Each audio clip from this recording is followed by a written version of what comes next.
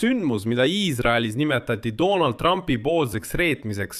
USA presidendi Donald Trumpi administratsioon otsustas Iisraeli Iraaniga peetavatest läbirääkimistest kõrvale jätta. Sest Ameerika presidendi arvates on Iisraeli peaminister Benjamin Netanyahu sisemiste vastuolude tõttu lõhestatud ja ta ei ole suuteline tegema ratsionaalseid otsuseid. Teisest küljest on Valges Majas juba vihjatud, et Iisraeli kõrvaldamise läbirääkimistel põhjustasid peaminister Netanyahu liiga optimistlikud hinnangud, mis selles sõjas ei täitunud. Seetõttu võtab kogu selle sõja läbikukkumist ees saadava viha enda peale just Donald Trump, mille peale ta muidugi väga solvub, öeldes, et ta uskus Netanyahut, aga sõja eesmärke ei saavutatudki. Samal ajal teatab Trump ise ootamatult, et tõenäoliselt juba lähitundidel kuulutada välja sõja jätkumise Iraani vastu, kuna läbirääkimised on lõplikult ummikusse jooksnud. Minu nimi on Aleksei Petši, arutame seda teemat koos, aga enne kui alustame, palun tellige see YouTube'i kanal, pange videole like ja jätka oma kommentaar selle video alla. Olen selle eest teile tänulik, sest see aitab väga palju sisu YouTube'is levitada. Lisaks tellige minu Telegrami kanal Petši News, link sellele on selle video kirjelduses.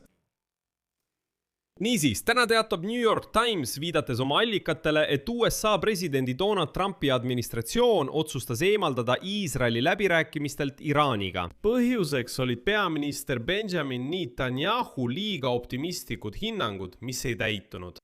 Teatatakse, et enne rünnakut Iraani vastu 28. veebruaril viibis Netanyahu mitte ainult Valge Maja situatsioonikeskuses koos Donald Trumpiga, vaid juhtis isegi arutelusid, kus ta ennustas, et USA ja Iisraeli ühine löök võib viia Iraani Islamivabariigi kukutamiseni. Muide, sellest on juba palju kirjutatud, et just Benjamin Netanyahu optimism sundis Donald Trumpi seda sõda alustama, sest Ameerika president uskus tõesti väga kiiret võitu Iraani üle. Et kui tõesti koos tugevalt lüüa, siis Iraan kukub kokku, režiim kukub, tuumaprogramm lõpetatakse kindlasti ja üldse Iraani Islamivabariik ja paremetesse. Kuid nagu kirjutab väljaanne New York Times, mõni nädal hiljem, kui Netanyahu optimistlikud kinnitused osutusid valeks, muutus olukord järsult. Sai selgeks, et kiiret võitu ei tule, nafta hinnad tõusid lihtsalt taevasse. Trumpi meeskond ei oodanud üldse, et Hormuzi väin blokeeritakse, ega oodanud, et Iraan hakkab ründama Pärsia lahe naaberriike.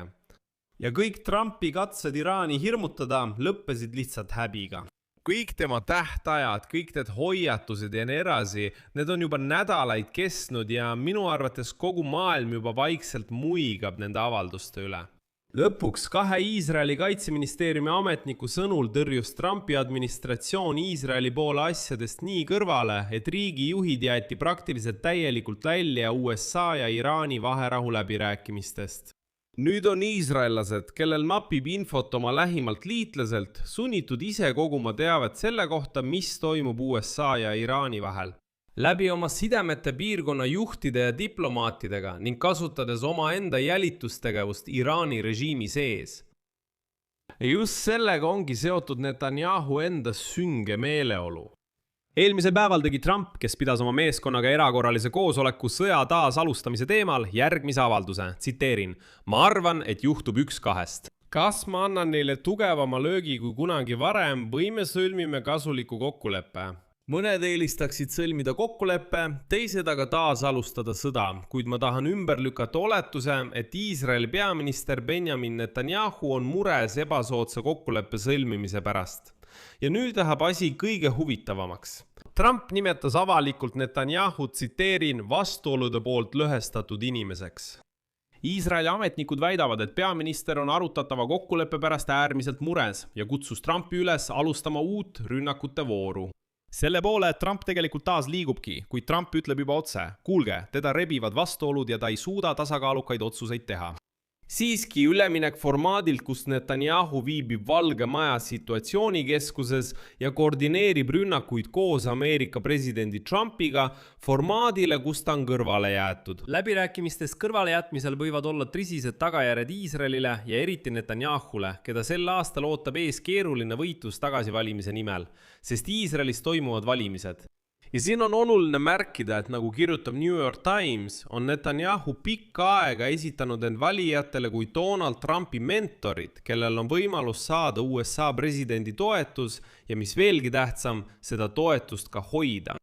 Sõja alguses peetud telepöördumises esitles ta end USA presidendiga võrdväärsena, kinnitades iisraelastele, et räägib Trumpiga peaaegu iga päev, vahetab ideid ja nõuandeid ning teeb otsuseid koos. Netanyahu näitas, et just tema on see, kes peaaegu et dikteerib Donald Trumpile, kuidas seda sõda Iraani vastu pidada ja vihjas, et Trump kuulab teda, sest usub, et Bibi mõistab kindlasti paremini, mis piirkonnas toimub. Edasi toon teile vastuolulise tsitaadi ajalehest New York Times, aga järeldused teete juba ise. Veebruaris tõmbas Netanyahu Iisraeli sõtta, toites suurejoonelisi plaane saavutada eesmärk, mille poole ta on aastakümneid püüelnud. Peatada lõplikult Iraani püüdlused tuumarelva omandamisele. Kui sõda algas Iraani juhtkonna purustamisega, tundus, et võid täituda ka veel üks eesmärk, Iraani režiimi kukutamine. Siiski pidasid paljud Trumpi ümber alati seda ideed absurdseks.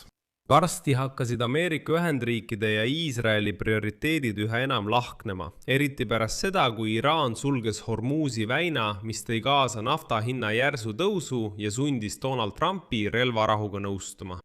Iisrael seevastu seisis silmitsi tõsiasjaga, et peamised eesmärgid jäid täiesti kättesaamatuks. Eelkõige soovis sõja alguses Netanyahu režiimi kukutamist, Iraani tuumaprogrammi hävitamist ja Iraani raketiprogrammi likvideerimist. Ühtegi neist eesmärkidest ei saavutatud. Ja nüüd, arvestades Iisraeli väljajätmist läbirääkimistest, võib-olla on ballistiliste rakettide arsenali küsimus üldse päevakorrast välja jäänud. Vähemalt Ameerika Ühendriigid ei tõstata seda küsimust läbirääkimistel üldse. Seega ei paranda ükski Iraaniga sõlmitav tehing 2015 aasta kokkulepet, mida Netanyahu kritiseeris, sest see ei puudutanud Iraani rakette. Netanyahu ütles, Obama kirjutas alla mingile jamale, see on kohutav kokkulepe, see jätab Iraanile üldse vabad käed ja nii edasi. Ja nüüd selgub, et kogu see sõda oli asjata, sest raketiprogramm jääb alles, tuumaprogrammi osas pole seni midagi selget ja Iraani režiim on muutunud veelgi karmimaks. Lisaks on Iisraelil nüüd ka muid muresid võimaliku USA ja Iraani vahelise kokkuleppe osas, sealhulgas sanktsioonide tühistamine Teherani vastu. Ja see võib juba viia selleni, et Iisrael kaotab sellest sõjast kokkuvõttes rohkem, kui ta võidab. Ja lõpetuseks tuletan meelde, et sel nädalal pidid USA juba ründama Iraani uuesti, kui Donald Trump teatas rünnakute peatamisest, viidates väidetavale Pärsia lahe liitlaste palvele. See kõik toimus jätkuvate läbirääkimiste taustal. Samas arvab Netanyahu, et läbirääkimistega tulemust ei saavuta, eriti arvestades Iraani keeldumist rikastatud uraanist loobuda. Ta on kindel, et viivitamine rünnakutega on kasulik ainult Teheranile. Ja just selle taustal nõudis Netanyahu sõjaliste tegevuste taas alustamist. Ja ma arvan, et lähimad tunnid, võib-olla päevad näitavad, kelle seisukoht ikkagi peale jäi. Siia panen 3 punkti, kirjutage oma arvamuse ja järeldused selle saate all kommentaaridesse, tellige kanal, vajutage kellukesele ja ärge unustage vajutada meeldib nuppu. Kui soovite selle YouTube'i kanali tööd toetada, olen teile selle eest tänulik. Seda saab teha tehes annetuse ükskõik millise lingi või rekvisiidi kaudu, mis on selle video kirjelduses. Seal on täiesti erinevad võimalused. Valige ükskõik milline variant, mis teile kõige rohkem sobib. Või kasutage oma ekraanil olevat QR-koodi. See on kõige lihtsam viis selle kanali tööd toetada.